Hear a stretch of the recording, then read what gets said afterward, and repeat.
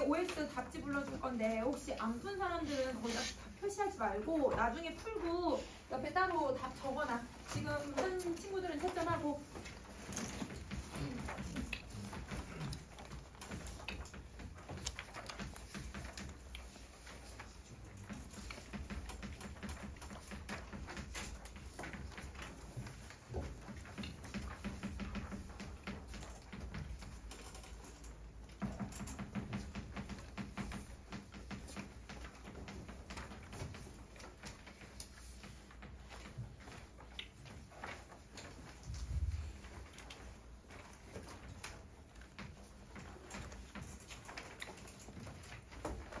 만들었거든. 자, 저번 시간까지 선생님이 24쪽까지 했고, 그래서 그 24쪽 것도 다시 앞에다 넣어놨어. 그래서 앞에 다시 필기하면서 복습해도 되고, 아니면 했던 거 그냥 띄워놔도 되고, 알겠지? 그럼 안 푼 친구들은 거기 새 책에다 다시 풀어도 되고, 알겠죠?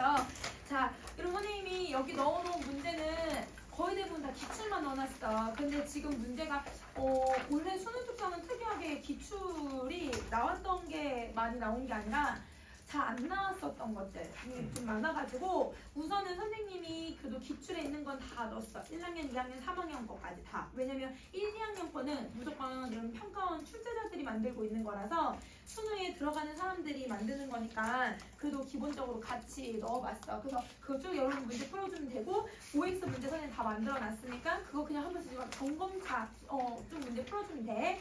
그럼 이거 말고 선생님 뭐 다른 EBS에 나왔던 거나 아니면 여러분 또 사설 모의고사에 나왔던 것들은 따로 해서 여러분이 좀 이즘직하면 여러분 좀 주고 숙제로 주고 정원쌤은 매주마다 나가는 거 주지만 선생님은 좀 다르게 그렇게 줄 거야. 알겠지? 그래서 숙제는 우선은 여기 있는 것들 복습을 잘 해줘야 돼. 왜냐면 여러분 고전 시간 무조건 한 지문 무조건 나온다. 무조건 출제된다 라고 하니까 여기 있는 거 내용을 달달달달 복습을 더 많이 한다고 생각해주면 좋을 것 같아. 자, 그러면 여러분 25쪽에 우리 우월가를 먼저 볼 거예요. 자, 우월가는 얘들아 지금 거의 한 번도 안 나왔어. 기출에 안 나와서 선생님이 얘는 뭔가 좀 나올 것 같은데 해가지고 원래는 기출만 문제 넣어야지 하다가 얘는 다른 거 문제 더 넣었어 얘들아 선생님이. 그래서 얘는 여러분이 뭘 좀 생각해주면 좋으냐면 기출 문제 여러분 우리 기출의 바이블이랑 2학년 때만 했던 거 보면 여러분 뭐가 있었냐면 탐군가 혹시 무슨 내용인지 알아 얘들아? 너무 가난해가지고 사대부인데 너무 가난해서 씨앗을 마련해놨는데 다 쥐가 파먹었어. 너무 가난해가지고 내가 왜 이렇게 가난한가 했더니 내한테 가난 귀신이 쓰인 것 같아가지고 이 가난 귀신을 쫓아내려고 제사를 지내. 그 제사를 지내면서 얘들 가난 귀신한테 꺼져라 이렇게 하는데 가난 귀신이 나랑 너랑 평생 같이 태어나가지고 난 너 옆에 항상 있어줬는데 어떻게 나한테 가라고 할 수 있어? 이러면서 가난 귀신이랑 같이 살아야지 막 이러면서 하는 내용이야. 이게 여러분 이 작가의 더 유명한 작품. 이거는 모의고사랑 기출에 많이 나왔던 거. 그래서 탐군가랑 우월가 이렇게 두 작품이 여러분 이 정훈이라고 하는 작가가 썼기 때문에 이 정훈이라고 하는 작가를 여러분 좀 기억을 해주면 좋을 것 같아. 탐군가를 기억을 해주면 좋을 것 같아. 자, 그러면 이 작품을 이 정훈이라고 하는 사람이 왜 썼는지를 먼저 한번 봐볼까?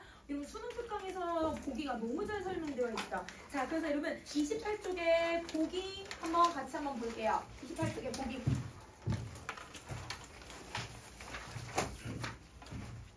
자, 보자. 이 작품이 창작된 조선 중기 제도권 중심부에 놓여있던 사족들과 그 다음 주변부에 놓여있던 사족들은 경제적 여건이나 사회적 위상에서 적지 않게 차이가 있었다. 제도권 주변부에 높이 있었던 사족들의 경우는 벼슬이나 명성을 높여서 자신의 이름을 세상에 드러낼 기회를 얻지 못했고 자연에 은거하면서 지내는 경우가 많았는데 자신의 선생님 다 타이핑 치느라고 불우한 처지를 자연에 대한 애착으로 치환하면서 유교적 이념이나 가치관을 보수하는 태도를 보이기도 했다. 자, 그럼 정리 한번 해볼게. 여기 여러분 우리 고전 시간은 작가 이꼴 누구예요? 화자. 그렇지. 작가 이꼴 화자잖아요. 그러니까 여러분 뭘 해야 할 수가 있냐면 여기서 지금 이 작가인 정훈이라고 하는 사람이 화자일 거고 이 화자는 중심부 사족이라는 거야? 주변부 사족이라는 거야?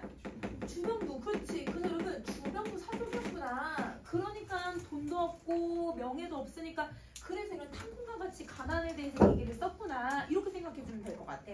자, 그 다음에 두 번째, 이 작가에 대해서는 여러분 지금 뭐라고 얘기를 했냐면, 여러분 자기가 이름을 널리 알릴 기회가 없었대. 그럼 널리 이 기회가 없었다라고 하는 건 여러분 사람의 이름을 널리 알린다. 여러분 사대부들이 얘들아 관직에 나가서 이름을 널리 알린다. 이걸 네 글자로 뭐라고 해?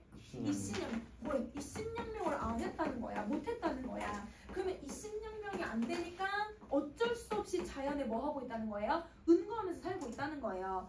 이때는 그럼 자연이 너무 좋아서 진심으로 막 와 즐긴다 이런 의미가 아니라는 거지. 자, 자연을 즐기면서 그래서 여러분 여기에 화자의 태도가 그래서 나오는 거야. 화자가 어떤 태도를 가지고 있냐면 첫 번째, 자신의 불우한 처지를 인식했대. 아, 나는 이런 불우한 처지가 있구나. 이걸 여러분 드러내고 있다는 거고, 그 다음에 이제 두 번째는 이게 너무 불우하니까 이 불우한 마음을 누구에게? 자연에 대한 애착으로 바꿨대. 그러면 그 자연에 대한 애착을 여러분 여기서 치환했다고 얘기를 하는데, 사실 여러분 우리 문학에서는 치환이라는 말을 쓰지 않아. 수학에서나 과학에서나 쓰는 말이잖아. 그러면 여기서 치환이 문장에서는 어떤 표현법을 얘기하고 있는 걸까? 이걸 여러분 찾아야 돼. 아, 어떤 표현법이 치환을 얘기하고 있는 걸까? 이렇게 생각할 수 있어야 돼. 자, 그 다음에 여러분 이걸 갖고 얘는 이런 어려운 상황에서도 유교적인 가치관을 얘들아 계속 뭐 하고 있대요? 계속 추구하고 있대요. 그러면 어디에서 유교적 가치가 추구되고 있는지 여러분이 찾아줘야 되는 거야. 자, 그 다음 이제 마지막 부분 갈게. 이러한 사람들 중에는 추 벼슬길에 나갈 기회를 얻어서 자신의 이상을 실현하겠다는 포부를 버리지 않는 이들도 적지 않았다. 여러분 우리 밑줄 한번 그어볼래? 버리지 않는 이들도 적지 않았다. 여기 한번 밑줄 그어봐. 버리지 않는 이들도 적지 않았다. 여기 밑줄 쫙 그어봐. 자, 여러분 이 말의 뉘앙스에는 어떤 말이 또 얘들아 내포되어 있어? 버린 사람들도 있다. 맞아. 이런 문장은 여러분 적지 않았다라는 문장은 그걸 버렸던 사람도 있고 버리지 않았던 사람도 있다. 이 두 가지를 찾으라는 거야. 그러면 여러분 내가 벼슬에 나갈 기회가 있을 거야. 이런 거를 여러분 기회를 얻어서 내 이상을 실현해야지 라고 하는 사람도 있었지만, 근데 그 실현을 못 시킬 것 같다라고 생각했던 사람도 있었다는 거잖아. 그러면 여러분 항상 이런 문장이 나오면 반대의 경우는 무조건 찾아줘야 돼. 반대의 경우가 있다라는 걸 찾아 생각을 하고 열린 사고로 이런 문제를 봐줘야 여기서 이 사람은 이런 거구나 이걸 찾아낼 수가 있어. 그러면 여러분 여기서 태도 바로 여러분 예측할 수 있거든. 자, 여러분 이상이 실현될 기회가 언젠가 오겠지? 그러면 그때까지 열심히 실현이 될 수 있도록 뭘 하겠다고 노력을 하겠지. 그러면 여러분 노력을 하면 무슨 태도가 나와야 될까? 의지, 그치? 이 기회를 어떻게든 잡으려고 얘는 의지를 가지고 있을 거야. 그런데 실현이 안 되겠다라고 생각을 하면 나는 어차피 기회가 안 와. 그렇지? 체념, 좌절, 그렇지? 절망 같은 거를 하는 거야. 그러면 화자가 의지를 갖고 있는지 체념을 갖고 있는지 여러분이 문제에서 물어보겠다는 뜻이야. 그럼 여러분은 이걸 보면서 찾아야지. 얘는 여러분 1번부터 3번까지는 본문에 무조건 있으니까 이건 무조건 찾아야 되는 거고, 얘는 둘 중에 하나를 찾으라는 뜻이야. 알겠지? 그러면 선생님 한번 봐보자. 그러면 여러분 우리 지문 한번 읽어볼게요. 우월가. 자, 1번.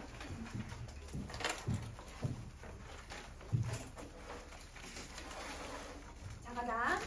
어찌 생긴 몸이 이렇게 우월할까? 자, 여러분 뭐라고 했냐면 질문을 던졌어. 그런데 지가 자기 몸에 대해서 왜 이렇게 우월하지? 라고 하면서 질문을 던졌으니까 서리를 하고 써버리는데, 근데 그럼 잘 봐. 나는 왜 이렇게 어리석을까? 나는 왜 이렇게 세상 물정을 모를까? 스스로 질문을 했어. 근데 이 질문의 안에는 얘들아 어떤 말이 담겨져 있냐면 난 너무 어리석구나. 나는 이렇게 세상 물정 모르는구나. 얘들아 선생님 지금 다 무슨 영어미로 끝냈어? 감탄형. 그렇지. 그래서 얘는 서리의 형식이지만 감탄을 얘기하고 있는 문장인 거야. 그래서 서리적 영감법이 돼야지. 그래서 자신이 얼마나 우월한지에 대해서 탄식하고 있는 중이다 라고 생각을 해줘야 되는 거야. 자, 혹은 나는 왜 이렇게 살고 있지? 나는 어떻게 살아야 되지? 대부분 내 인생에 대해서 생각하거나 나에 대해서 생각할 때 우리는 나는 이렇게 해야지 이렇게 다짐을 하는 경우도 있겠지만 나는 앞으로 어떻게 살아가야 될까? 뭘 해야 되지? 내 자신을 되돌아볼 때 대부분 질문의 방식을 써. 자기의 삶에 대해서 지금 질문하면서 얘기를 하고 있잖아. 그럼 얘들아 지금 뭐라고 하냐면 자기를 되돌아보고 있는 거란 말이야. 그럼 무슨 태도가 나와야 돼? 성찰. 그렇지. 그래서 여기서는 서리적 영탄법이 화자의 얘들아 감정과 화자의 지금 성찰적 태도를 같이 만들고 있다고 생각을 해주면 돼. 자, 그러면 여러분 우활이 세상물적 모른다고 했잖아요. 그 세상물적 모른다는 게 뭐냐면 여러분 사람이 사회생활을 잘 해야 되는 거야. 그러면 사회생활을 잘한다는 건 사람과 사람으로 만나서 우리가 일을 하잖아. 아니면 여러분 사람과 사람을 만나서 대학생활을 하든 학교생활을 하든 이게 있잖아. 그런데 간혹 어떤 아이들을 보면 이 사회생활을 하는 게 되게 어려운 아이들이 있어. 원래 심성은 너무 예쁜데 근데 되게 어려워하는 애들이 있어. 선생님 친구 중에는 30살 넘어서 취직한 애가 있는데 얘가 30살 넘도록 은행 업무를 볼 줄 모르는 거야. 그래서 이제 진짜 얘는 공주님처럼 컸나봐. 그래서 우리한테 야 이거 어떡해? 야 너는 아직도 이것도 안 냈냐? 그래서 또 직장 잡고 나서 원래는 이제 직장 잡으면 여러분 이제 보험이랑 국민연금이랑 이런 게 이제 정부에서 그냥 이제 바로 이렇게 이제 우리가 들어가게 돼요. 그거 내는지도 몰라가지고 어떻게 하는지도 몰라가지고 그러면 이거는 당연히 해야 되는 그거 당연히 해야 되는 거야? 근데 나중에 세무 신고를 해야 되는데 그거 당연히 해야 돼? 뭐 이러는 애가 있어. 이런 애들은 세상 물정 모르는 거. 이거는 정말 세상 물정 모르거나 아니면 또 사람과 사람을 대할 때 내가 정말 싫더라도 얘들아 상사가 꼰대야. 그래도 얘들아 내가 이 사람 밑에서 일을 하면 그래도 어느 정도는 얘들아 너무 부당하지 않으면 그래도 일을 할 때 맞춰서 일을 하려고 해야 되잖아. 그러면 여러분 이런 사회생활을 못하는 사람들도 있어. 그런 게 세상 물정 모른다라는 거야. 그러면 이 사람에 맞춰서 이렇게도 행동할 수 있어야 되고 좀 부당하면 부당하다고 얘기를 하더라도 한 번은 좀 참고 이렇게도 일을 해보려고 하고 이런 어떤 방향들을 생각을 해야 되는데 그냥 꼰대네 그냥 나 그만두고 나오고 그냥 이런 거는 세상 물정 모르는 거. 사회생활을 못하는 걸 수도 있는 거야. 그러면 나는 왜 이렇게 세상 물정 모르지? 스스로 생각하고 있는 거야. 그러면 이거는 겸손한 말인 건지 아니면 정말 자기를 그렇게 생각하고 있는지를 봐주면 될 것 같아. 봐보자. 우활도 우활할 시 이렇게도 우활하구나. 자 그럼 여러분 여기 우활이라고 하는 말이 반복이 3번이나 되고 그렇지 않은 말이 여기 하나 더 들어가네. 그럼 이거는 AA, BA 구조로 쓰고 있는 거죠. 그러면 여러분 여기 AA, BA 구조를 썼으니까 반복을 하고 있단 말이에요. 이런 반복을 하고 있으면 당연히 여러분 뭘 하는 거야? 의미를 강조해. 자신이 우월하다는 걸 겸손하게 말한 게 아니라 자신이 정말 우월하다는 걸 강조하는 거야. 이건 겸손한 표현이 아닌 거네. 그래서 이거는 자신의 상황을 강조하고 있다. 자신의 처지를 강조하고 있다라고 생각해주면 돼. 자 근데 여기 얘들아 이 샤라고 하는 표현이 들어가 있어. 이게 옛날 말이 그대로 지금 쓰인 부분이야. 이거를 선생님 다시 한번 읽어보면 샤가 얘들아 선생님 아까 어떻게 해석했냐면 우활도 우활하구나 그토록 우활하구나. 선생님 지금 뭘로 해석해? 영탄법 감탄형 어미로 해석을 해. 샤가 감탄형 어미야. 범한 분하야. 그래서 여러분 이렇게 어미 중에 샤는 옛날 말을 그대로 쓰고 있구나 이렇게 생각해주면 될 것 같아. 자 이봐 번님네들 여러분 번님네야 여러분 무슨 표현법 써요? 돈어법 나오면 선생님이 따닥 나와야 되는 게 있다고 했지. 뭐뭐 나와야 돼? 청자 설정하고 말을 건네는 방식을 그래서 쓸 수 있는 거야. 그 선생님 말 중에서 말건방이라고 쓸게. 우월한 내 말 좀 한번 들어보시오. 그러면 여러분 자기가 얼마나 우월한지 자기 하소연을 하려고 하는 것 같아. 그러면 여기가 자신이 하소연을 하려고 하는 부분이다. 이렇게 정리해주면 되지. 자, 왜 자기 스스로를 우월하다고 얘기하는지 이제 사연 나오려고 하는 것 같아. 이제 한번 보자. 내가 젊었을 때. 그럼 여러분 젊었을 때니까 언제를 얘기하고 있는 거야? 과거에 대해서 얘기하고 있는 거지? 과거에 내 우월함이 그지없어. 여러분 우리 그지가 뭐였어? 끝. 그치 여러분 내 우월함이 너무 끝이 없어서 그러면 여러분 옛날부터 내가 우월했다고 얘기하고 있는 거네. 이 몸이 생겨난 게 금수화다는데 그럼 여러분 내가 태어난 건 금수와 다르대요. 금수가 뭐예요 여러분? 짐승. 그치? 여러분 나는 짐승과 다르게 태어났는데 애칭경영 충분제장 내 분수로 여겨 젖었구나. 그럼 여러분 애칭경연 충분제장 아래 뜻을 봤더니 여러분 이거는 부모님과 이나 나라에 충성을 바치겠다는 거야. 그럼 여러분 효와 이런 충에 대해서 얘기하고 있으니까 무슨 가치관에 대해서 얘기하고 있는 거야? 유교적 가치관이야. 그렇지. 그러면 여기 유교적 가치관을 여러분 추구하고 있다는 거예요. 그게 여러분 내가 누구랑 다른 이유야? 금수와 다른 이유야. 맞아. 이게 다른 여러분 이 이유가 바로 내가 이 유교적 가치관을 추구하고 있기 때문인 거야. 여러분 동물들은 이런 충, 효 이런 게 없지. 근데 사람이니까 이런 이념을 추구할 수 있다. 이렇게 얘기를 하고 있는 거야. 그러면 여러분 유교적 가치 계속 추구하고 있다는 걸 알 수 있는 거네. 그치? 자, 하나도 못 이루고 세월이 이렇게 늦어졌구나. 그럼 여러분 세월이 늦어졌다는 건 과거에서 언제가 된 거야? 현재가 된 거야. 근데 여러분 이 현재도 뭘 했다고 하냐면 하나도 이루지를 못했대. 뭘 이루지 못했을까? 선생님 본문에 써줬잖아. 아까 보기에서. 입신양명을 못했다. 그치? 여러분 나는 입신양명을 못했다라는 거야. 근데 여러분 내가 입신양명을 하면 내가 관직에 나가잖아요. 그럼 선생님이 얘들아 그 사대부 문학하면서 설명 한번 해줬었죠. 여러분 입신양명을 위해서 여러분 이상과 백성을 위해서 내가 관직에 나가려고 한다고. 근데 여러분 관직에 나가면 누굴 위해서 일을 할 수 있어? 임금, 왕이야, 백성이야. 왕과 백성을 위해서 일을 한다는 건 충을 다할 수 있고 나라에 대한 우국을 다할 수 있는 거야. 그러면 유교적 가치가 하나 추구할 수 있지. 그리고 여러분 우리 대부분 옛날 유교 서적들, 경전들을 보면 효의 끝마침이 입신양명이라고 해요. 그럼 여러분 입신양명을 하면 효를 마쳤다고, 효를 다 했다고 얘기를 하는 거야.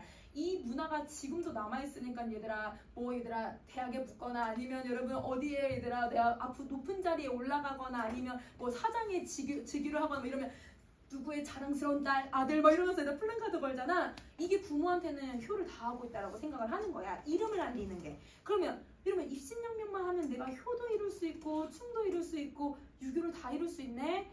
그걸 내가 하나도 못 이뤘대. 그러면 여러분 이 말은 관직에 나갔다 못 나갔다. 관직에 내가 나가지 못했다. 입신양명을 하지 못했다. 여러분 그러면 젊었을 때도 못했고 지금도 못했다고 했으니까 그럼 여러분 과거랑 현재를 이 제품은 대비했다고 볼 수 있는 거야? 대비가 아니라 과거랑 현재 여전히 나는 우월하고 나는 정말 이것도 못 이루는 사람이야 이렇게 얘기를 하고 있는 거야. 그러면 여러분 지금 여기서는 과거랑 현재가 거의 비슷하다고 생각을 하는 거죠. 이렇게 비슷하다고 생각하는 이유는 자신이 유교적 가치관을 추구는 하고는 있지만 그게 실현이 되는 거야 안 되는 거야? 안 돼. 그치? 이러면 가치를 여러분 추구하지만 그게 실현되지 않아서 여러분 이게 자기 스스로 우월하다고 얘기하는 거야. 여러분 그 선생님 친구 중에 이제 친구 이름 팔면 안 되지만 친구 중에 지금은 너무 이제 좋은 직장에 들어갔는데 얘가 우리는 이제 임용고시를 보면 23살부터 임용고시를 보거든 얘들아. 그럼 23살이면 이제 대학교 4학년 때부터 임용고시를 볼 수 있어. 얘가 33살까지 임용고시를 봤어. 십수를 했어. 십수. 그러니까 이제 그러면 얘들아 자기는 정말 얘는 애들을 너무 좋아해서 정말 선생님이 되고 싶어 하는 아이야. 자기는 그 추구하는 가치관이 이제 선생으로서의 어떤 교사로서의 그 가치관을 추구를 하고 있잖아. 근데 그게 실현이 돼 안 돼? 안 돼. 계속 떨어지는 거야. 그러면 여러분 자기에 대한 뭐가 생길까? 자기가 계속 이렇게 주눅이 들어. 자기가 부족하다라고 생각이 드는 거잖아. 뭔가 자신감이 생기는 게 아니라. 그래서 우월하다고 얘기를 하는 거야. 내가 관직에 계속 나가고 싶은데 그게 안 된다는 거지. 조선 초기만 해도 얘들아 내가 과거 시험을 잘 보거나 하면 얘들아 이제 등용될 수 있었을 거야. 근데 아까 언제라고 했어? 중기로 넘어가는 시기라고 했잖아. 그럼 중기 후기는 사실은 이런 분당 그러면 이런 파벌 생기고 누구한테 또 붙어야 되고 누구한테 또 붙으려면 이런 것도 좀 해야 되고 그런 거 하면 못하는 사람이니까 나는 관직에도 못 나간다. 이렇게 지금 자기 신상단을 하고 있는 거지. 그러면 여러분 이게 여러분 자기의 어떤 감정을 유발하냐면 탄식하고 자기 자신에 대한 자기 원망 같은 것을 만들어줄 수밖에 없는 거네. 그치? 그래서 자기 원망을 하고 있다. 이렇게 생각해주면 돼. 자, 그 다음에 평생 우활은 날 따라다니면서 길어만 지고 있구나. 그럼 여러분 내가 젊었을 때부터 우활했는데 지금도 우활한데 계속 이 우활함은 나를 따라오고 있구나. 이렇게 얘기를 하고 있어. 근데 여러분 우활함은 사실 눈에 보여 안 보여? 안 보인다? 근데 그걸 뭐 하고 있어 얘들아? 길어진다고 얘들아 구체적으로 표현을 해. 그럼 이거 무슨 표현법이 써야 되는 거야? 추상적 관념의 구체화가 써야지. 그치? 추상적 관념의 구체화가 쓰이는 거야. 그러면 여러분 지금 화자가 주변부 사족이어서 이신양명을 못하는 상황을 지금 보여주고 있는 거 이해돼? 자 그러면 여러분 지우고 그 아랫부분 한번 볼게요. 자 아침이 부족한들 저녁을 근심하면 근데 그러면 아침이 뭐가 부족하냐면 아침밥. 여기 이제 글자 수를 맞추려고 옛날 사람이 이제 말을 생략을 좀 해야 되는 것 같아 이 작가가. 이러면 아침밥이 부족하니까 당연히 저녁밥이 먹을 게 있어요 없어요? 없죠. 그러니까 저녁밥도 근심하고 한 칸 초가집이 비 새는 줄 알았던가? 이러면 질문했지만 비 새겠지. 밥도 못 먹는데 그치? 조그만 집을 갖고 있는데 비가 새고 있고 현순백결 이름 뜻을 봤더니 얘들아 옷을 100번이나 갈아 기웠대. 그 말은 원래 옷이 없는 거 아니야 얘들아? 원래 옷이 구멍 뚫려가지고 다른데 천을 덧대고 여기도 구멍 뚫려가지고 이렇게 덧대고 이걸 100번이나 했으니까 정말 가난하게 살고 있다는 걸 표현하고 있는 거지. 근데 너무 이게 가난한 게 너무 당연하니까 부끄러움을 어찌 알았겠는가. 그러니까 부끄러움을 못 느낄 정도로 너무 가난하다. 여러분 우리 양말에 빵꾸 하나 떨려 있어도 약간 뭔가 부끄럽잖아. 발가락만 숨기고 신고. 근데 여러분 여기서는 내가 그걸 부끄러워할 걸 못 느낄 정도로 내가 너무 가난하다. 이걸 얘기를 하는 거예요. 그러면 지금 여러분 아침밥, 저녁밥, 초가집, 현순백결 선생님이 이제 동그라미 표시를 해놨잖아. 이런 분홍색으로 지금 동그라미 표시해 놓은 애들은 화자가 뭐한 처지를 보여주냐면 정말 가난하다. 그렇지? 그래서 화자의 가난한 처지를 보여주는 거야. 무엇을 통해서? 의식주를 통해서. 그래서 여러분 처음에 일단 9번에 식 나왔지? 그 다음에 여러분 10번에 주 나왔죠? 그 다음에 11번에 의 나왔잖아요. 그러니까 의식주를 통해서 얼마나 가난한지를 표현을 한 거야. 이게 뭐야 얘들아? 불우한 처지지. 내 불우한 처지를 얘기하고 있는 거야. 이거 나온 거야 얘들아 알겠지? 자 그럼 다시 할게. 어리석고 미친 말이 미움받을 줄 알았던가. 근데 이런 갑자기 이게 얘들아 자기가 이렇게 가난하게 산 거는 내가 중앙부로 못 나가서 그런 거라고 봐도 되잖아. 그래서 그걸 어리석다라고 보여도 될 것 같은데 갑자기 미친 말이 나오고 미움받는다라고 얘기를 하고 있잖아요. 이게 내용이 갑자기 앞부분이랑 연관성이 얘는 없어요. 이 부분이 연관성이 없으면 여러분 이런 건 넘어가고 뒷부분에 연관이 될 거라고 생각을 해주면 돼. 뒷부분에 나오거든? 그래서 여러분 선생님 뒷부분에 나왔을 때 다시 12번으로 와서 다시 설명을 해줄게. 알겠지? 요거는 밑줄만 긋고 넘어갈게 얘들아. 자 우활도 우활하구나. 정말 우활하구나. 여러분 이거는 2번 계속 반복해주고 있어. 자 그 다음에 갈게요.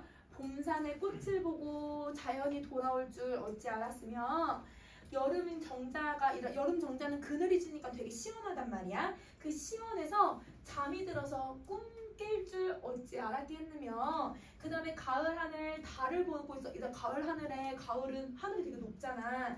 다른 때보다 높게 보이잖아. 달이 더 크게 보이는 거야. 그래서 여러분 달이 너무 예뻐서 밤 드는 줄 모른다는 건 시간 가는 줄도 모르겠고 그 다음에 얘들아 17번째 줄은 안 봐도 겨울 나오겠지? 얘들아 17번째 줄 딱 한번 가보자. 여러분 17번째 줄 겨울 눈이 내렸는데 시흥. 여러분 시흥은 시를 쓰는 즐거움. 시를 읊는이라고 해도 되고 시를 쓰는 즐거움에 여러분 겨워라는 말이 들어가잖아요. 여러분 이 겨워가 못 이겨. 여러분 이게 얘들아 흥겨움을 못 이길 정도로 너무 좋아서 추움을 어찌 알겠는가. 여러분 나 너무 춥고 배고프고 얘들아 힘든데 여러분 이 봄, 여름, 가을에 얘들아 이런 아름다운 자연이 있으니까 여러분 내가 추운 것도 잊을 수가 있대.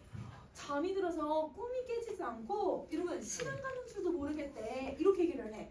그러면 여러분 지금 14번부터 17번은 뭘 얘기하고 있는 거야?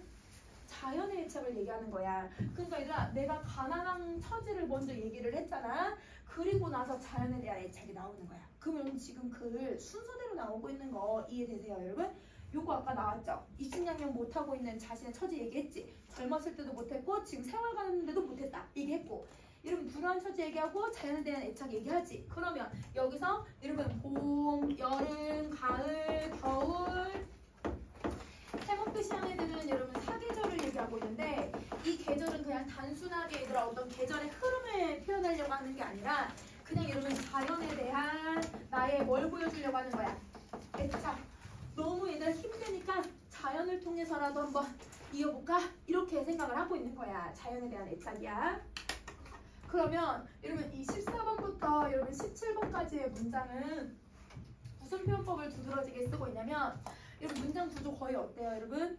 거의 비슷해. 맞아. 그래서 대구법을 두드러지게 사용하고, 이런 봄, 여름, 가을, 겨울, 꽃, 정자, 달, 눈, 이거 안에 자, 그 다음에 여러분 17번째 줄에 맨 마지막은 추위를 어찌 알겠는가 이렇게 얘기를 해. 질문을 던졌으니까 답이 정해지네. 서리법을 쓰는 거야. 그래서 여러분 대구랑 열과랑 서리를 통해서 자연에 대한 애착을 표현을 하고 있다. 근데 여러분 정말 막 미친 듯이 좋다, 막 자연 막 예찬하고 자연 친화하고 막 그런 거는 아닌 것 같아. 어쩔 수 없이 내가 이 자연을 즐기고 있다. 이런 식으로 얘기하고 있는 거야. 자, 그럼 이제 넘어가 볼게요. 17번 갈게요. 17번.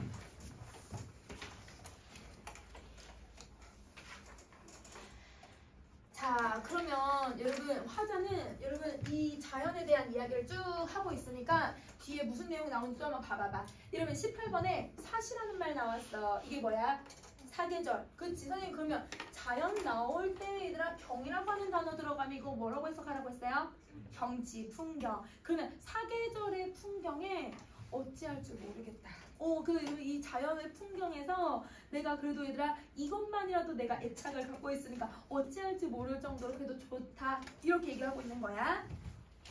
자, 그 다음 다시 할게. 말로 이러면 자, 지금 보면 사시가경이나 이런 말들 한자 써줘 안 써줘?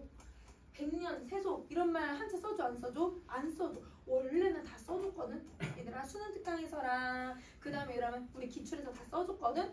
요즘은 이제 한자도 잘 안 써준다고 얘기를 했잖아요. 그러니까 여러분이 단어를 좀 많이 알아야 된다고 얘기를 했잖아. 근데 이렇게 한자를 주는 경우가 있어. 기출이든 이러면 수능이든 이러면 수능 특강에서 좀 해석하라는 거야. 해석하라는 거야. 아까 현순백결처럼 어려운 말은 별표 표시를 해줘. 그게 아니고선 여러분 보고 해석이 이 정도는 되는 거를 물어봐. 그래서 여러분 어휘가 이러면 이 정도는 되는지 3학년 정도면 이 정도의 어휘는 읽을 수 있어야 되지 않을까? 이렇게 보는 거야. 그럼 여러분 말이 무슨 말자야 이거? 끝말자야. 로가 혹시 무슨 로자인지 알아 얘들아? 길로자야. 그러면 길의 끝이야. 그러면 이러면 길의 끝에 버려진 몸? 뭔가 문맥이 안 맞지. 그러면 이제 이거를 여러분이 직역을 먼저 했으면 의역으로 바꿔야지. 그러면 이러면 길 끝인데 이 길 끝이 뭘까? 근데 그럼 계속 내가 나이가 든 거랑 젊었을 때랑 내가 어떻게 살고 있는지에 대해서 나에 대해서 계속 돌아보고 있잖아. 근데 여러분 여기서 길이라고 하는 단어가 단순히 여러분 물리적인 그런 길을 얘기하는 게 아니라 공간으로서의 길을 얘기하는 게 아니라 문학에서 얘들아 이 길이 뭘 많이 빗대어서 표현을 하냐면 인생, 내 삶. 인생에 빗대는 경우가 많아. 그러면 여러분 앞에 자기가 성찰했던 내용이랑 좀 연결이 되니까 그럼 얘는 인생의 끝이라고 만약에 해석을 한다면 인생의 끝에 버려진 몸, 그러면 인생 끝이라고 했으니까 나이 든 몸을 얘기하겠네. 그러면 버려진 몸이 나이가 든 몸. 이렇게 여러분이 이해할 수 있으면 될 것 같아. 그러면 여러분 인생의 끝에 나이가 들어서 나는 이제 더 이상 뭘 염려할 수 있을까? 이렇게 얘기를 해. 자, 그 다음에 다시 세속의 시비를 듣고 보지도 못하는데, 여러분 세속의 시비를 듣지도 보지도 못한대요. 왜 얘들아 세속의 시비를 못 들어요? 지금 응거하고 있잖아. 자연에 응거하고 있잖아. 근데 이 자연에 응거하는 게 얘들아 너무 좋아서 자연에서 숨어 사는 게 아니라 어쩔 수 없는 거잖아. 내가 관직에 못 나가서 그런 거야.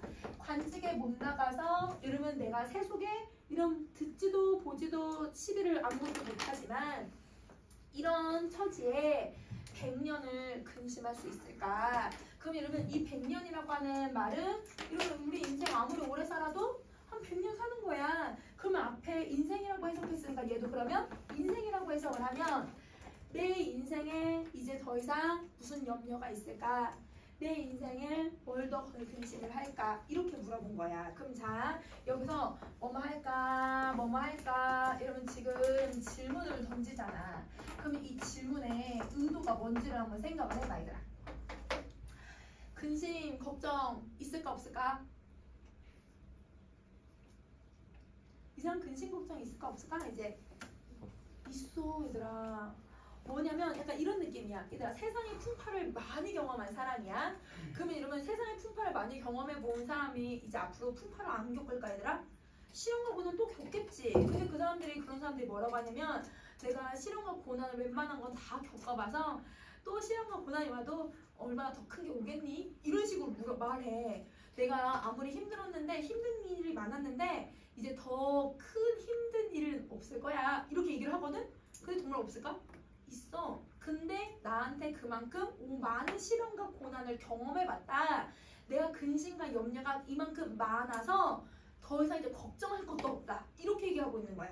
그러면 정말 없다는 게 아니라 너무 근심 걱정이 많아서 더 할 걱정도 없다. 이런 의미로 얘기를 하는 거야. 그러면 얘는 나의 근심과 걱정이 많다라고 해석을 해주면 되는 거야. 내 근심 걱정이 정말 많구나.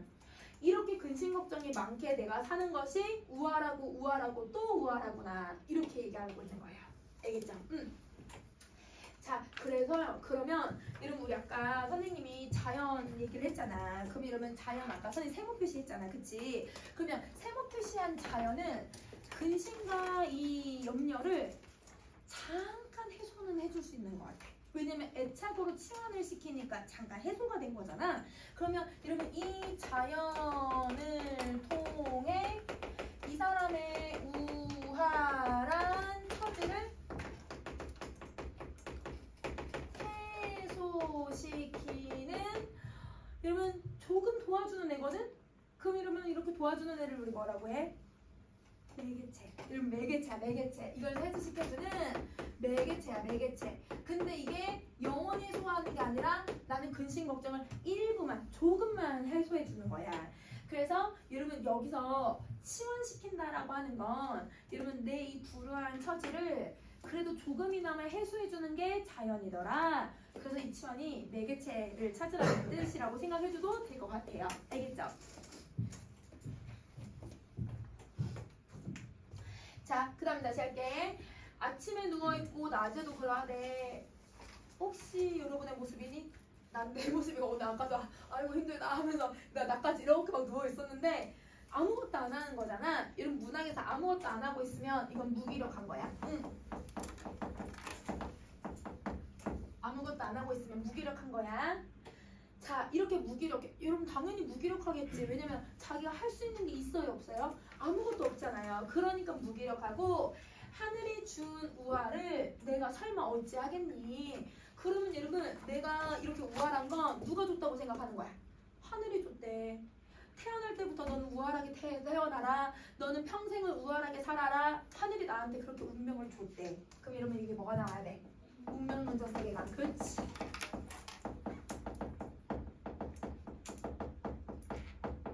그러면 이 운명론적 세계관에서 그러면 화자는 여러분 어찌하겠니? 라고 해서 여러분 설리법을 썼거든? 그러면 이 설리법을 통해서 화자의 태도 나올 것 같아. 운명을 그냥 왜? 수능해. 맞아. 그리고 이러면 자신의 운명을 그냥 받아들여서 그냥 체념하는 거야. 아, 난 그냥 우월한 사람이구나. 이렇게 받아들이는 거지. 그래서 체념하고 수능한다. 자, 근데 여러분 이렇게 수능은 하고는 있지만 그 다음 말이 뭐라고 나왔는지 봐봐. 그래도 애달프대. 그러겠지 얘들아. 내가 이거 받아들여도 내 인생을 받아들여도 그래도 이렇게 힘든 게 너무 애달프다. 이렇게 얘기를 해요. 고쳐 앉아있다. 고쳐가 뭐였어? 다시 앉아서 또 생각을 해보니 그럼 여러분 생각하고 있으니까 무슨 태도가 나와야 돼? 성찰을 또 해. 그렇지. 그러면 성찰을 또 해줘.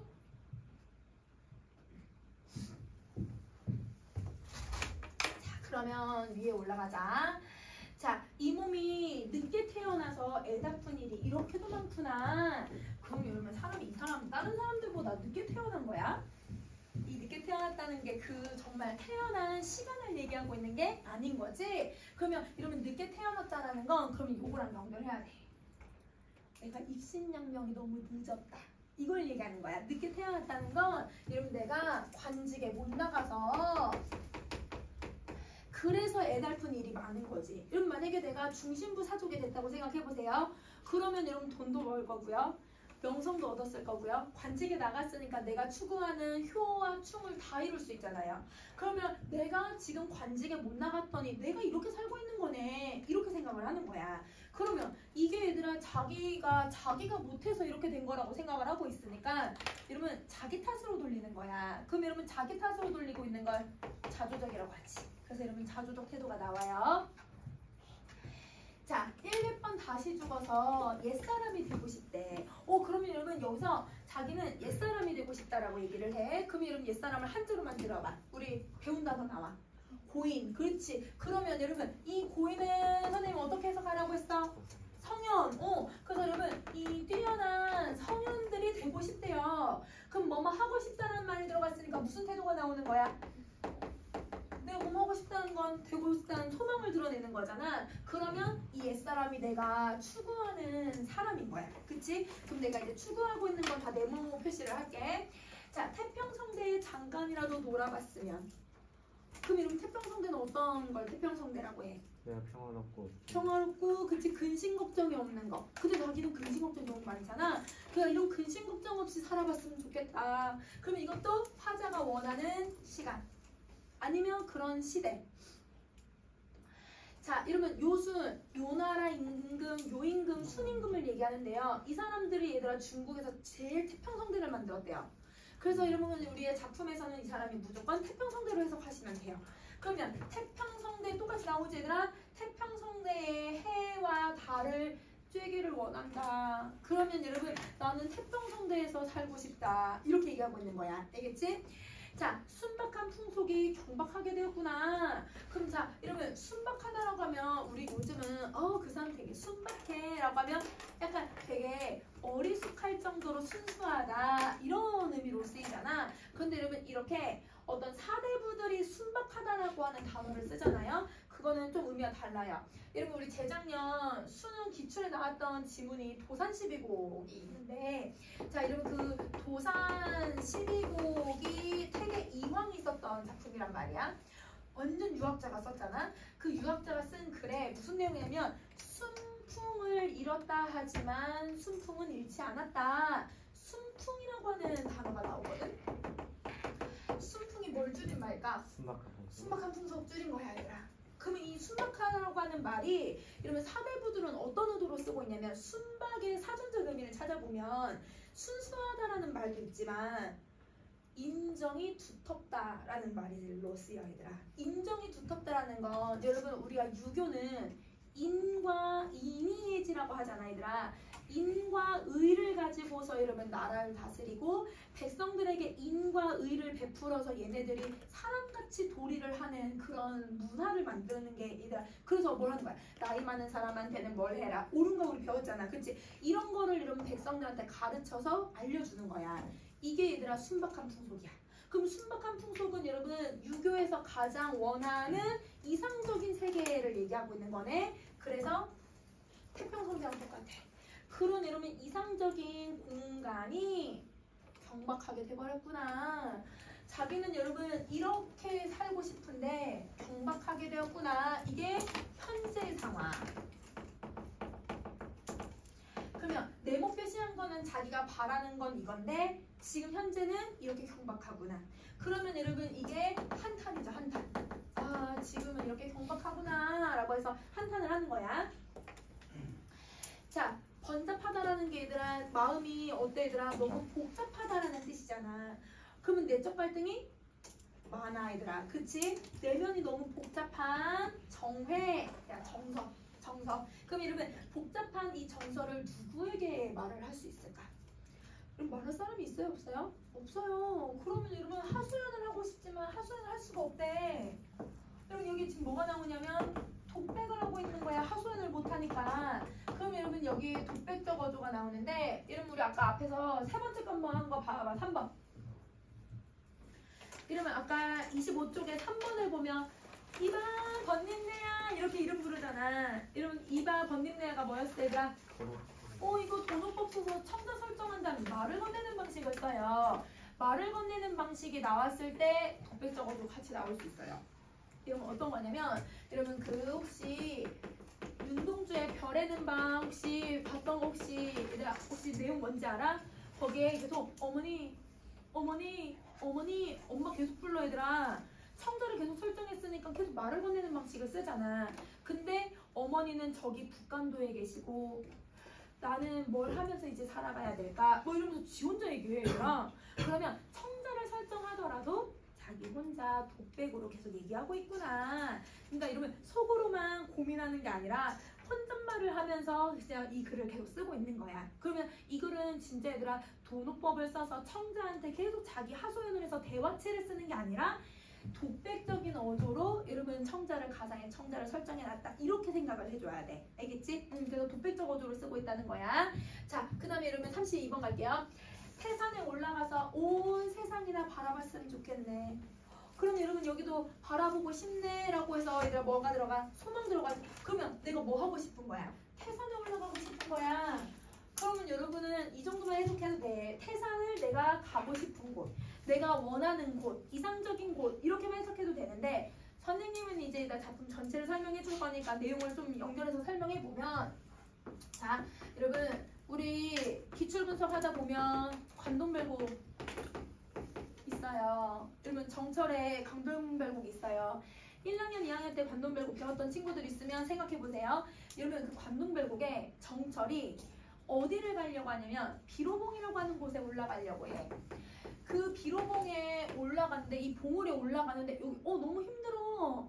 올라가다가 중간에 내려갈까? 하면서 중간 내려오려고 하는데 뭔가 얘들아 중간에 포기를 했잖아. 자기가 중간에 포기한 게 약간 쪽팔렸나 봐. 그래서 뭐라고 핑계를 대냐면 여러분 공자님을 얘기를 들어. 공자님이 노국 사람이거든. 노나라 사람이거든. 근데 그 노나라에 제일 높은 산이 동산이라고 하는 산이 있어요. 근데 공자님이 그 산에 올라가서 이 노나라 엄청 좁네? 이렇게 얘기를 했대. 세상이 좁다라고 생각을 했대. 그리고 또 이러면 중국에서 제일 큰 산을 무슨 산이라고 하는지 알아 얘들아?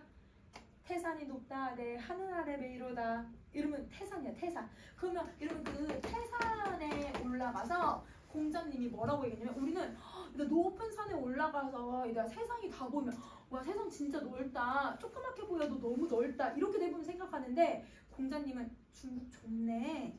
좁다라고 얘기했대.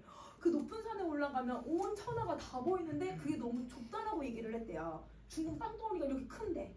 그 말은 공간적 거리를 얘기하는 게 아니라 여러분 공자는 여러분 4대 성인 우리 얘들아 지구에서 4대 성인이야. 부처님, 예수님, 그 다음에 공자 이렇게 4대 성인이거든. 그러면 그 4대 성인으로서 여러분 이치나 이런 것들을 다 깨우친 사람이잖아. 그러니까 이 천하의 이치가 머릿속에 다 있는 거야. 그러니까 세상이 좁다라고 얘기를 한 거지. 이 사람의 공자님의 경지는 산 위에 올라가 봐야 경자님의 경지에 오를 수 있다고 생각하는 거야. 근데 지는 정철은 공자님의 경지에 올라갈 수 있어 없어? 없으니까 그래서 중간에 내려가야지 이렇게 핑계를 대면서 내려왔어. 그걸 본다면 태산에 올라가서 얘들아 온 세상을 보고 싶다고 얘기했지? 근데 누가 되고 싶다고 했어? 공자 같은 고인이 되고 싶다고 얘기를 했잖아. 그러니까 공자처럼 태산에 올라가서 모든 이치를 나는 깨우치고 싶다 이렇게 얘기하고 있는 거야. 그러면 이거는 온 세상을 보고 싶은 게 아니라 학문을 수용하고 싶다. 그 사람의 경지에 오를 정도로 내가 공부하고 싶다. 이거 얘기하고 있는 거야. 이거는 여러분이 알고 있으면 여러분 좀 더 작품을 이해하기 쉬운데 그게 아니어도 알 수 있어. 아까 선생님이 바라는 거라고 얘기했었지 태산이. 근데 그 다음 말 봐봐. 성현이 살던 세상을 두루 살펴서 그들의 학업을 닦던 자취를 나는 보고 싶네 라고 얘기를 해. 그들이 공부하는 걸 내가 따라가고 싶네 이렇게 얘기를 하는 거야. 그러면 왜 태산에 올라가고 싶어하고 왜 계속 이런 걸 얘기하냐면 이들이 공부하는 걸 나도 따라서 공부하고 싶어 하고 있구나 이렇게 이해할 수 있어. 여러분은 이렇게만 이해해도 돼. 선생님은 이렇게 다 좀 더 추가적인 내용을 설명해주면 되는 거고 보기에 만약에 이런 보기에 대한 설명이 있으면 그거 적용해서 문제 풀어주면 되는 거야. 그래서 성현이 살던 세상이 바로 화제가 원하는 세상인 거죠. 자 그럼 또 하나 더 할게요. 주공은 어디 가고 꿈에도 보이지 않는가. 여러분 주공의 뜻을 봤더니 주나라를 건국할 때 제일 충신이었던 사람이래. 그러면 여러분 주공은 관직에 올라서 나라를 위해서 충성을 다 바치는 사람이네. 근데 자기는 그렇지 못하잖아. 그럼 내가 바라는 삶의 모습을 살았던 사람인 거야. 그러면 자기가 바라는 삶의 모습을 사는 사람이 왜 꿈에서도 안 나오지? 안타까워하고 있는 거죠. 그러면 여러분 선생님이 지금 노란색으로 다 네모 표시를 해놨죠. 그러면 노란색으로 네모 표시한 애들은 여러분 화자가 궁극적으로 꿈꾸는 이상적인 것들이라고 생각해주면 되는 거지.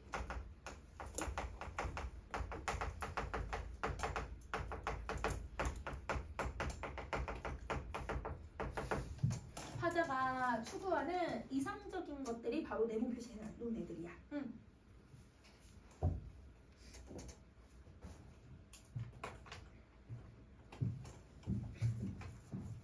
자, 그러면 여러분 우리 다음 것도 가볼게.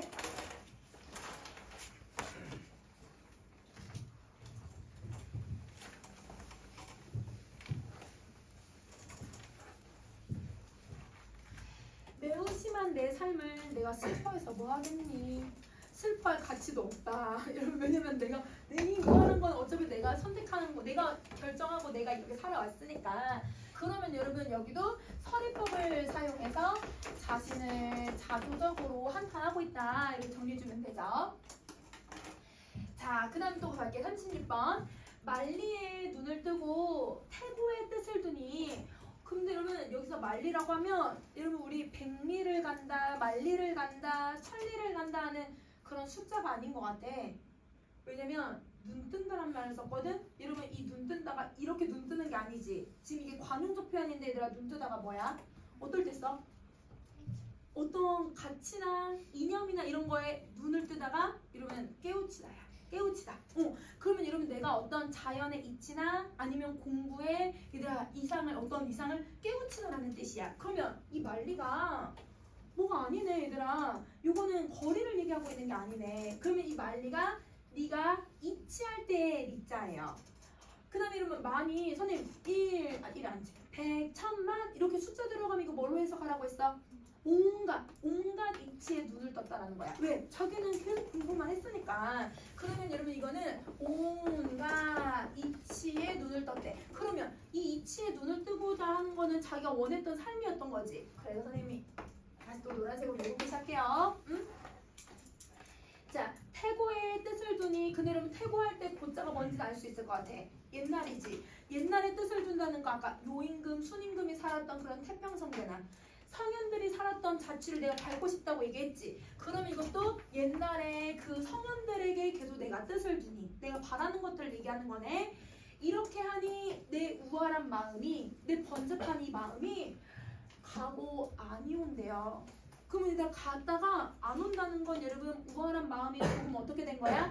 해소된 거. 맞아. 그러면 여러분 네모 표시한 애는 여러분 기능이 하나 더 있는 거네. 무슨 기능을 갖고 있냐면 화자의 우월한 마음을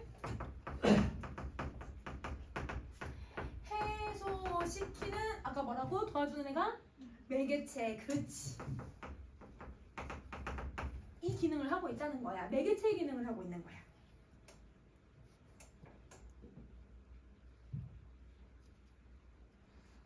근데 영원히 해소할 수 있을까? 내일 아침에 또 밥 먹을 거 걱정할걸? 저녁밥 먹을 거 또 걱정할 거야. 여러분 또 비세면 집 걱정해야 돼. 그러면 여러분 이건 해소되는 게 아니잖아. 그러면 아까도 얘기했지만 일시적으로 해소되는 게 아니야. 일시적으로만 해소가 되는 거예요. 알겠죠? 자, 그 다음에 다시 또 갈게. 38번. 세상에 혼자 깨어서 누구에게 내 말을 할 수 있을까? 할 수 있어 없어? 없으니까 계속 무슨 어조가 나오는 거야? 계속 독백적 어조 나오는 거야. 하소연할 사람도 없다는 거야.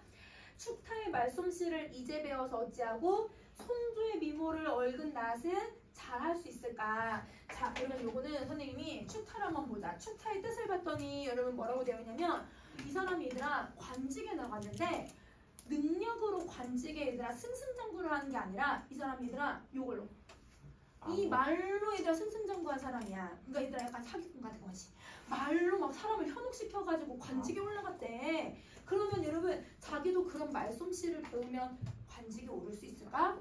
근데 자기 나이가 지금 몇 살이야? 아주 늙었으니까 이런 걸 언제 배우지? 이렇게 생각을 해. 그러면 이 말에는 말솜씨라고 하는 거는 여러분 이게 관직에 등용할 때 공부만 잘한다고 등용되는 게 아니라는 거야. 그러면 이거는 화자가 생각했을 때는 관직 등용 시 필요한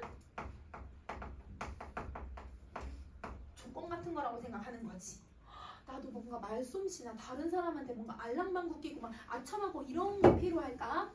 그런 건 또 언제 배우지? 막 이렇게 생각하는 거야. 그 다음에 또 송조를 보면 여러분 송조는 그렇게 잘생겼대요. 너무 잘생겨가지고 능력은 1도 없는데 얼굴로 관직에 올라갔대요. 계속 승승장구했대요. 그렇다고 얘들아 이 송조처럼 얼굴을 가로 끼울 수는 없잖아. 얼굴을 내가 이 얼굴 나와서 이 사람처럼 얼굴을 얽어가지고 얘들아 내가 잘 할 수 있는 게 아니잖아. 불가능하잖아. 그러면 이 미모도 그러면 무슨 의미를 갖고 있는 거야? 등용할 때 필요한 조건. 그러니까 얘들아 어떤 내 마음을 수양하고 얘들아 공부를 잘해서 얘들아 내가 막 시험을 잘 봐갖고 된 게 아니라 내가 다른 외부적인 조건이 필요한가? 이렇게 생각을 하는 거야. 그러면 여러분 이 사람의 이 내용에서는 당시 이 화자는 관리에 등용될 때 오롯이 성리학적 수양만으로는 되지 않는 현실을 얘기하고 있는 거야. 그래서 성리학적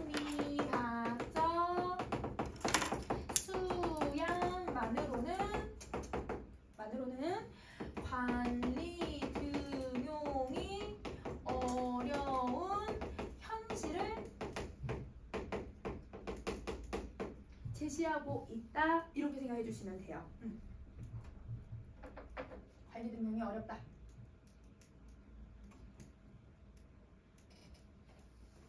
자, 그럼 다시 할게. 산에서 나는 풀과 열매를 어디서 얻어 먹어야 될까? 갑자기 또 먹는 얘기 하네 얘들아. 그러면 이렇게 먹는 얘기가 그냥 단순히 먹는 얘기를 하고 있는 게 아니야 얘들아. 자, 그러면 산에 나는 풀과 열매 요거 내가 보기에서 찾아야 돼. 보기에서 얘들아 어디서 얻어 먹을 수 있을까? 이 앞에 있는 내용이랑 연결해가지고 요거의 의미 찾아야 돼. 근데 내가 관리의 등용이 어렵잖아. 관리의 등용을 하기 위한 뭘 얻을 수 있을까? 이렇게 얘기하고 있는 거야.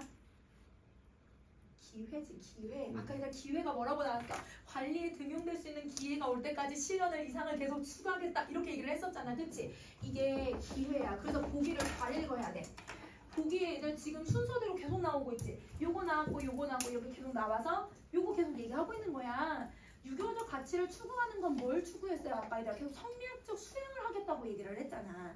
선생님이 얘들아 사대부들은 여러분 수양을 하고 공부하는 것이 이것도 유교적인 가치관이라고 얘기를 했잖아. 그래서 여러분 그건 수양을 하는 거. 그럼 여러분 그 계속 순서대로 나오고 있는 거 이해돼 얘들아? 지금 이제 이거 얘기하려고 하는 것 같아. 기회야 기회. 그래서 여러분 이 기회를 내가 어디서 얻을 수 있을까? 근데 여러분 질문했지만 여러분 알죠? 기회 얻을까요? 못 얻을까요?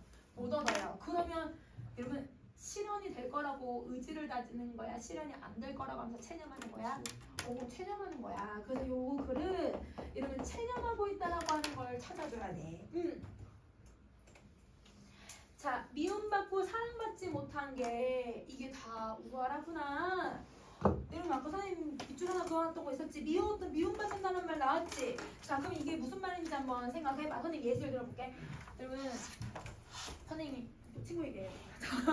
여러분 그 선생님 친구가 아까 그 시험을 계속 봤다고 했잖아요. 근데 그 시험을 볼 때 뭘 했냐면 시험 볼 때 10번 시험 봤다고 했잖아. 근데 8번을 3차까지 다 갔어. 근데 3차에서 또 얘가 그래서 그게 너무 충격을 받는 거야. 너무 충격을 받아가지고 그 나중에는 뭐라고 하냐면 3차가 면접이거든 얘들아.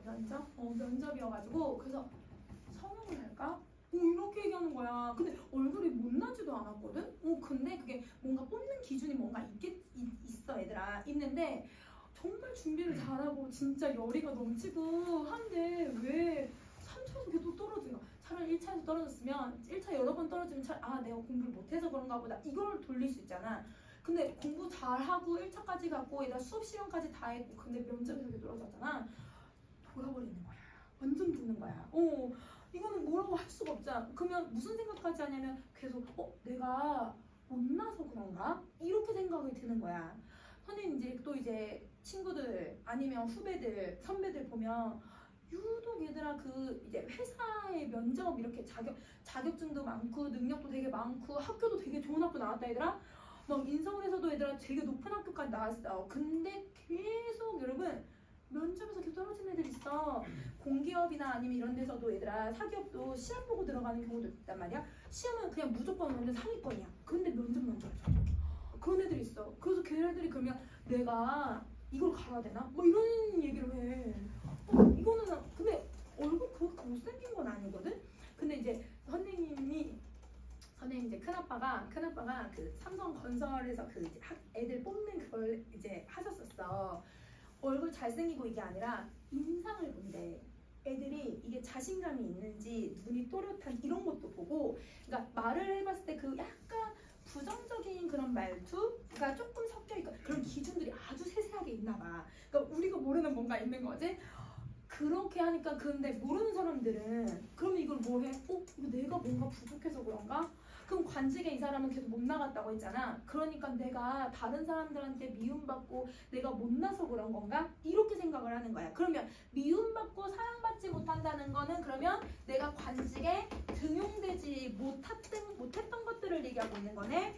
그럼 아까 얘들아 12번째 줄에 여러분 12번째 줄에 25번 25쪽에 12번 거기서도 이러면 어리석고 미친 말이 믿음받을 줄 알았던가 이 말 들어가 있잖아 얘들아. 그러면 이것도 여러분 내가 너무 가난해서 그래서 내가 이렇게 관리에 등용이 안 되는 건가? 뭐 이런 식으로 생각을 하고 있다고 생각하면 되지. 그러면 미움받았다는 게 진짜 타인한테 막 싸우고 미움받고 이게 아니라 관리에 등용받지 못하여 자신감이 많이 위축된 상태라고 생각을 해주면 좀 이해하기 쉬울 것 같아.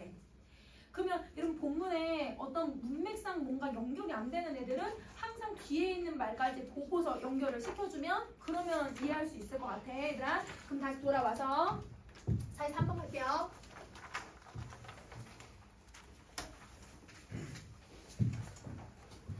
이렇게도 생각해보고 저렇게도 생각해보고 다시 생각해봐도 평생의 모든 것이 우월 아닌 게 없더라. 그러니까 내 모든 게 다 우월하더라.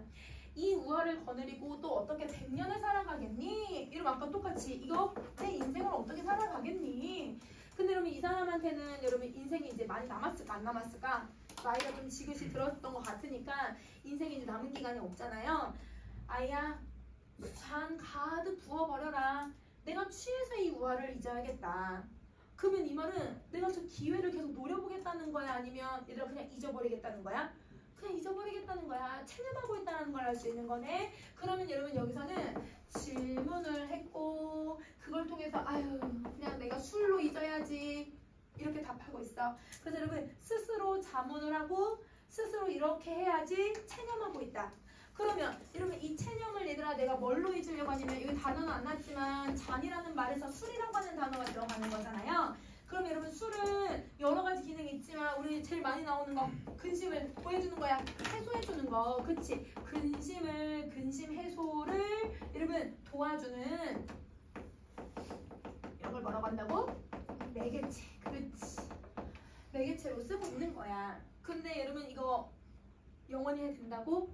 안 된다고. 그렇지.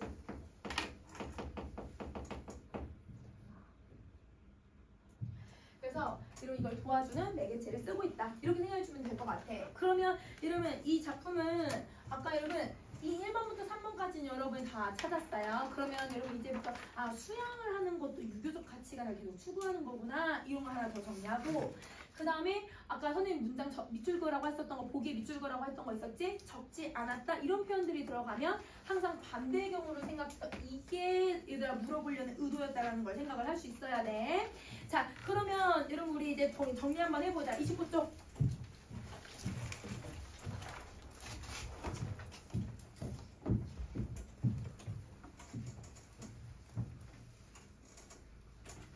자 29쪽 갈게요. 자 여러분 표현법 첫 번째 어떤 걸 많이 썼냐면 서류 서리법을 되게 두드러지게 많이 써요. 자, 여기는 서리법이 너무 중요하죠. 왜냐면 여러분 서리법으로 다 내 태도가 다 들어갔으니까. 그치? 자, 그리고 두 번째, 여러분 영장법을 썼는데 여러분 우리 저번에 안 했던 게 하나 나왔어. 어떤 게 나왔냐면 샤.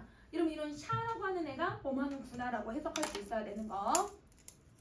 자, 그 다음에 여러분 세 번째 AA, BA, 대구법, 반복법 다 의미 강조하기 위해서 쓰고 있었지. 한꺼번에 정리할게. 자, 그 다음에 네 번째, 여러분 도노법을 썼는데 말을 건네는 방식이 나오긴 했지만 이 제품 말을 건네는 방식을 쓰면서도 뭘 했다고? 독백적어도 쓴다고. 이런 경우도 있구나 라고 생각해주면 되고, 그치? 자, 그 다음에 다섯 번째, 여러분 비교법을 써요. 선생님이 얘들아 설명 안 했지만 금수와 다름으로 나를 금수랑 비교를 해버리잖아. 그치? 자, 그 다음에 여러분 여섯 번째, 여러분 고사 인용해요. 고사 인용 많이 했어. 자, 그 다음에 일곱 번째, 여러분 매개체도 계속 나오죠. 그럼 여러분 이런 매개체를 쓰고 있는 게 여러분 약간 이제 문학에선 치환이라고 하는 말로 쓰고 있나 보다 이렇게 생각해도 되고, 그치? 자, 그 다음에 여덟 번째, 문답의 방식도 사용을 하고 있고요. 문답의 방식도 사용하고 있고 이렇게 좀 다양한 표현법이 들어가 있으니까 어디에 뭐가 들어갔는지 잘 정리해주면 좋을 것 같아. 자, 그 다음에 여러분 꼭 기억할 내용 가보자. 여러분 꼭 기억할 내용. 여러분 지금 여기서 계속 하자는 나 이런 거 하고 싶은데 근데 안 돼. 나 이거 하고 싶은데 안 돼. 계속 이게 반복되고 있지. 그래서 이 글에서는 유교적 가치관을 화자는 계속 추구를 해요. 이 가치관을 추구하고 있다는 건 여러분 자신이 바라는 어떤 이상이라고 하는 게 있다는 거지. 근데 그 이상과는 다르게 내 삶은 너무 가난해. 나는 이상과 다르게 정말 세상을 좀 모르는 사람이야. 나는 이상과 다르게 관직에 나가지도 못했어. 그러면 이게 이 사람이 살고 있는 뭐야, 얘들아? 현실이지. 그러면 이 이상과 현실이 이 사람은 같을 수가 없는 거야. 그러면 이 같지 않은 걸 우리는 두 글자로 뭐라고 해, 얘들아? 괴리. 그치, 얘들아, 괴리라고 해. 그러면 이 작품은 계속 이상과 현실을 괴리해서 계속 체념하게 만드는 글인 거야. 그래서 이상과 현실의 괴리가 들어간다. 자, 이상과 현실의 괴리에서 무슨 태도가 두드러지게 나타나냐면 자기 자존을 하는 거지. 내가 계속 체념할 수밖에 없으니까. 체념하고 좌절하고 한탄하고. 여러분 괴리를 갖고 있다고 해서 다 이렇게 체념을 하고 있는 건 아니야. 괴리를 갖고 있어도 여러분 오히려 의지를 갖는 경우도 있어. 아까도 적지 않았다 이렇게 얘기했잖아. 근데 이런 작품을 이 작가에서는 볼 수 있다는 거지. 그래서 이렇게 좀 구분해주면 좋을 것 같아. 자, 그럼 이제 어휘로 갈게요. 자, 여러분 어휘는 여러분 우월이라고 하는 단어가 들어갔죠. 그럼 만약에 이제 수능 특강에서는 이렇게 별표 표시를 해서 설명해줬지만 여러분 수능에서는 안 해줄 거야. 그러면 어떻게 생각하면 되냐면 어리석다라는 말도 중요하지만 세상 물정 모른다. 이렇게 정리해주면 될 것 같아. 세상 물정 모른다. 자, 그 다음에 여러분 이렇게 금수라고 하는 글자가 아까 들어갔는데 금수가 아까 진승이었잖아. 근데 여러분 문맥상에서 이런 진승의 의미로 안 쓰이는 애들이 하나 더 있어. 여러분 금수라고 하는 의미가 똑같이 있는데 의미가 다른 애가 있어. 동의어가 있어. 비단. 금수가 비단이야, 비단. 그래서 원앙금, 금친 이런 금이 비단이거든, 비단. 그래서 여러분 비단을 의미하는 경우가 있어. 그러면 그럴 때는 비교하게 한자를 줄 거야. 여기는 안 줬지만 이 두 가지 의미 중에 헷갈리는 건 한자를 줄 거거든. 그러면 이때 얘들아 수는 여러분 이렇게 개견자를 써요. 여러분 개견자는 알 수 있으니까 개견자를 쓰는 거 있으면 이건 진승. 그런데 여러분 얘 같은 경우는 이 숫자에 이거는 얘들아 누에고치 씨를 가지고서 비단을 만들잖아. 그래서 여러분 이 숫자에 무슨 글자가 들어가냐면 이렇게 실사자가 들어가 있어. 그래서 이러면 요 글자 뭐 들어갔는지로 구분해도 되고 문맥성에 헷갈리게 하는 얘들 작품들이 있어. 그럴 때는 여러분 아 이게 비단이다 짐승이다 어떤 걸로 쓰였는지 구체적으로 좀 생각해주면 될 것 같아. 자, 그 다음에 여러분 사시 다시 한번 생각해봐. 사시가 뭐야? 사계절. 그렇지. 사계절. 자, 그 다음에 여러분 고쳐 보세요. 고쳐가 다시 그치? 자, 여러분 요순 여러분 여기서는 별표 표시 됐겠지만 여러분 별표 표시 안 해줄 거야. 여러분은 얘들 별표 읽을 시간에 그냥 바로 태평성대로 읽고 넘어가면 빠르게 읽을 수 있어. 그러니까 태평성대. 그리고 요순이 들어가 있으면 여러분 뭘 인용한 거야? 고선 인용한 거야. 왜냐면 옛날 역사잖아. 그치? 자, 그 다음에 여러분 순박이라고 하는 단어 혹은 순풍, 순박한 풍속 이런 단어가 들어가면 그러면 여러분 이거는 순수하다라는 의미라기보단 인정이 두텁다. 그러면 인정이 두터운 게 바로 여러분 어떤 문화 여러분 어떤 내가 바라는 이상적인 여러분 백성들이 살아가야 되는 풍습 이렇게 생각을 해주면 좋을 것 같아. 자, 그 다음에 여러분 우리 정해라고 하는 글자 있었어요. 여러분 정해는 여러분 정석. 정석. 자, 그 다음에 술 갈게 술. 여러분 술은 여기서는 근심을 해소해준다라는 의미로 쓰였지만 여러분 또 의미 하나 더 있지? 흥취 고조. 그치? 이제는 이건 너무 많이 해가지고 그치? 여러분 이렇게 두 가지 뜻을 가지고 있다. 자, 그러면 여러분 OS 문제는 여러분이 한번 풀어보고 뒤에 33조까지 문제 있는데 얘들아 옛말로 되어 있는 것도 그냥 풀어 얘들아. 어차피 내용 다 한번 봤으니까. 자, 그러면 선생님이 순서대로 안 나가고 왔다 갔다 할 거야. 그래서 이러면 어디를 보냐면 51쪽을 한번 볼까?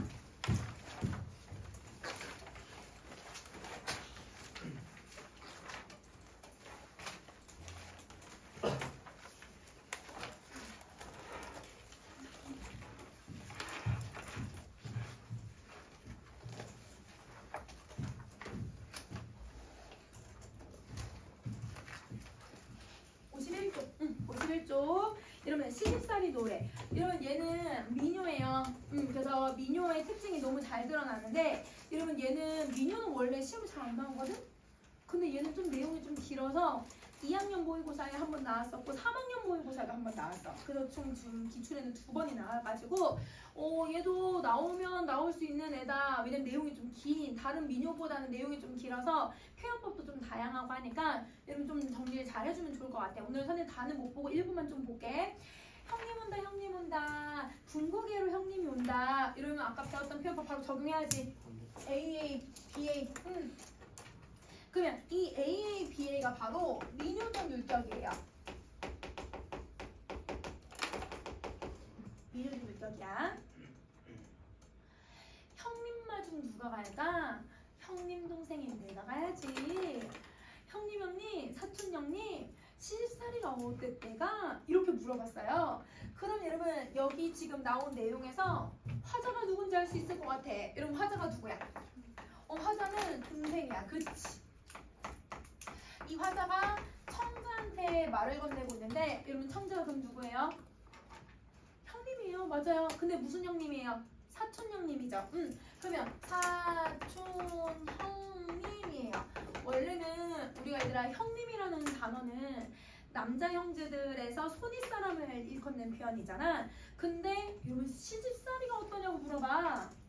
그럼 이 형님이 얘들아 남자 형제를 얘기하고 있는 게 아니라 여자 형제를 얘기하는 거야. 그러면 여러분 사촌 언니가 지금 시집을 가서 그 시집살이가 어떠냐고 동생이 물어보고 있다고 생각해주면 되는 거야. 그러면 지금 얘들아 무슨 상황이냐면 여러분 이 사촌 언니가 얘들아 저기서부터 온다고 얘기를 했으니까 그러면 여러분 사촌 언니가 지금 어디에 왔을까? 친정에 온 거야. 친정에 온 거야. 그래서 사촌 언니가 친정에 온 상태예요. 그럼 여러분 이렇게 상황을 바로 찾아주시면 되죠. 그래서 시집살이가 어떻습니까? 라고 질문을 하고 있다. 얘야 그런 말 하지 마라. 여러분 시집살이 같은 거 물어보지 마라. 시집살이 개집살이더라. 개집에서 사는 거랑 똑같더라. 이렇게 얘기를 해. 그럼 봐봐. 여기서 화자하고 청자 그럼 바뀌지. 그러면 화자가 이제 누가 돼 얘들아? 형님이 되고요. 그쵸? 여기서부터는 그 다음에 청자는 동생이 돼요. 그러면 이런 선생님 지금 노란색으로 쓴 걸 보면 그러면 이거는 뭔가 독백이나 혼자 얘기하는 게 아니라 대화체를 쓰고 있구나. 바로 알 수 있네. 그치? 그래서 이걸 통해서 대화체.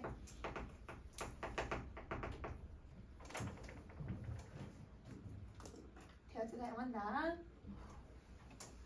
자, 근데 얘들아 시집살이는 계집에서 사는 거랑 똑같대. 단어 하나 바꿔가지고 얘들아 말장난을 한 거거든? 이러면 이런 걸 우리 뭐라고 부르기로 했어? 언어 유희. 그렇지. 우리 여러분 첫 번째 주차에서 설명했었죠? 언어 유희를 사용을 해요. 자, 가보자. 아파트는 당초를 쓴데 이 당초가 약간 여러분 사투리로는 땡초. 땡초가 아주 작은데 엄청 매운 고추. 그냥 앞밭에도 고추를 심고 뒷밭에도 고추를 심고 고추랑 당초가 아주 맵다 하여도 시집살이가 더 맵더라. 이렇게 얘기를 해. 그러면 이때 매운 건 여러분 통각적으로 매운 걸 얘기하는 거지. 이게 얘들아 사전에 검색해보면 제일 첫 번째에 나오는 의미야. 맵다 검색하면 제일 첫 번째에 나오는 단어. 이 통각적인 게. 그러면 그 맵다가 중심적 의미고 이 맵다의 의미는 시집살이가 너무 고통스럽다라는 뜻인데 그 고통스럽다가 여러분 통각적인 얘들아 아픔 아래에 나와 있는 단어야. 표제어가 두 개가 아니라 표제어 하나의 뜻이 지금 여러 개로 들어가 있는 애들 중에 하나씩이야. 그러면 이게 여러분 동음이어의 관계가 아니라 다이어의 관계에서 언어유희를 만들고 있어요. 그래서 여러분 얘는 언어유희인데 이때 언어유희는 여러분 지금 다이어의 관계에서 만들어지고 있다. 우리 저번에 봤던 작품 얘들아 그 화살 날아가고 얘들아 부 만들고 나도 그 대나무 안 심겠다 하는 그 작품에서는 동음이어로 썼잖아. 여긴 다이어로 쓰는 거야. 그러면 여러분 시집살이가 너무 고통스러워 이렇게 얘기하고 있는 건 구체적으로 얘기하고 있는 거야? 아니면 그냥 통상적으로 얘기하고 있는 거야? 그냥 통상적으로 얘기를 해. 그래서 여기서는 여러분 시집살이의 고충을 일반적으로 제시하고 있는 거야. 시집살이의 고충을 일반적으로 제시하고 있다. 자, 그 다음 다시 할게. 둥글둥글 수박 씻기 밥 담기도 어렵더라. 여러분 지금은 여러분 밥그릇이 요 정도 하거든. 이렇게 밥그릇이 작아진 게 여러분 박정희 대통령 때부터 이걸 바꿨대. 약간 먹는 걸 조절을 한 거야. 왜냐면 너무 먹고 살기 힘드니까 밥그릇을 줄여가지고 밥 먹는 양을 조절을 한 거지. 그래서 요 정도 된 게 60년대부터 그렇게 했대요. 근데 우리나라 옛날 여러분 조선시대 밥그릇 보면요 이만해요. 밥그릇이 국그릇이에요. 우동그릇이에요. 여기 이렇게 큰 거에 고봉밥을 해서 밥을 먹었대. 배부르게 먹어도 옛날에는 쌀이 잘 여물지를 않으니까 크기는 크지만 얘들아 이게 영양가가 하나도 없어서 먹으면 금방 헛배만 차는, 그래서 금방 배가 꺼지는 그런 쌀이었대. 그래서 밥을 진짜 이만큼 떠야 돼. 그러면 여러분 이걸 한 손에 들어서 이거 다 뜨려고 하니까 이것도 힘들더라. 이거는 일반적이야 구체적이야? 구체적으로 힘든 걸 얘기하는 거지. 도리도리 도리소반은 얘들아 일반 그 밥상보다 더 작은 밥상을 얘기해. 그럼 일단 밥상에 젓가락 놓고 가다가도 젓가락 떨어지고 막 이러잖아. 근데 이 조그마한 거에다 젓가락 놓고 들고 가려니까 아유 그것도 어렵더라 이렇게 얘기를 해. 그러면 여러분 이게 시집살이의 고충을 어떻게 보여준 거야? 구체적으로. 그렇지. 시집살이의 고충을 구체적으로 보여주고 있다. 그러면 여러분 그걸 보여주기 위해선 7번, 8번에 무슨 편법을 쓰고 있어? 완전 비슷하네. 대구법도 쓰고요. 둥글둥글 도리도리 음성상징어도 쓰고 있고요. 이렇게 쓰고 있는 거야.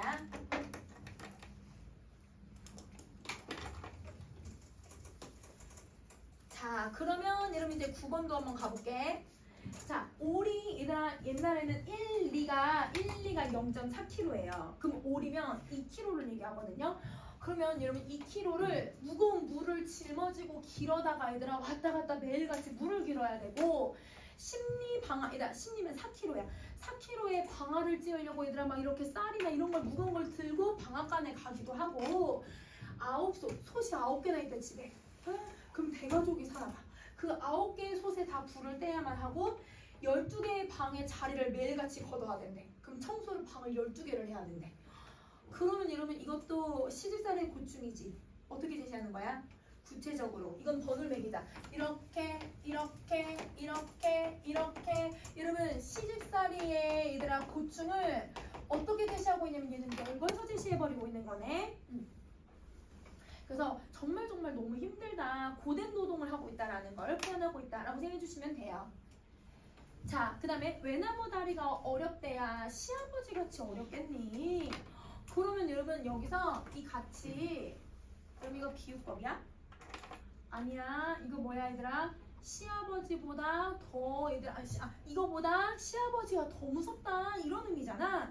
같이 들어갔다고 다 지유법 아니야 얘들아. 이건 비교야, 비교.